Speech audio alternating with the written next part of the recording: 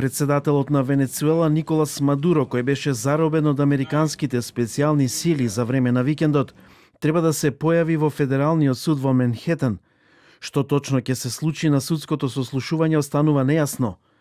Мадуро и неговата сопруга Силија Флорес беа уапсени од американските специјални сили во венецуелската престолнина Каракас и изнесени од земјата. Соединетите американски држави го обвинија Мадуро првенствено за наркотероризам. Се тврди дека го искористил својот авторитет, кој Вашингтон го смета за нелегално стекнат, за да овозможи транспорт на илјадници тони кокаин во Соединетите американски држави. Во обвиненијата се наведува и дека Мадуро имал лична корист од ова.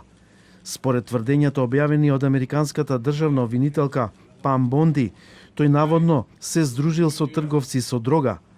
Мадуро е соочен со 15 обвиненија за наркотероризам, корупција и трговија со оружје.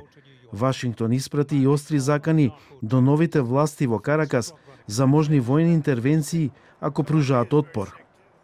Со Делси Родригес ќе биде едноставно, или ќе соработува за доброто на својот народ и за пристап до нафтата, или ќе плати поголема цена и од самиот Мадуро.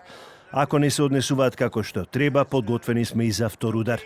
Иако привремената венецуелска председателка Делси Родригес првично упати остри пораки, новото привремено раководство во Венецуела сигнализираше дека е подготвено за соработка со Соединетите американски држави. Ја покануваме американската влада да соработува со нас врз агендата за соработка ориентирана кон заеднички развој во рамките на меѓународното право за зајакнување на трајниот соживот во заедницата. Нашите народи, нашиот регион заслужуваат мир и диалог, а не војна.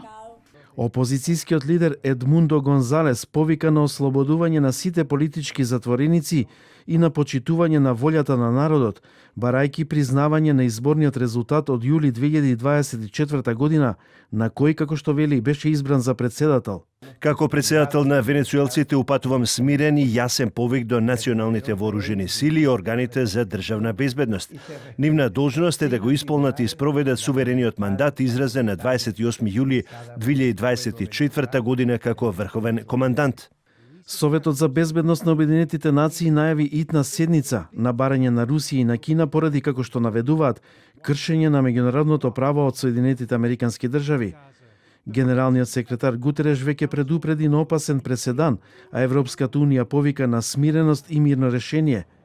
Американскиот председател Трамп ги прошири заканите кон Колумбија и Куба, најавувајќи дека Венецуела е само првиот чекор во преуредувањето на Централна и Јужна Америка.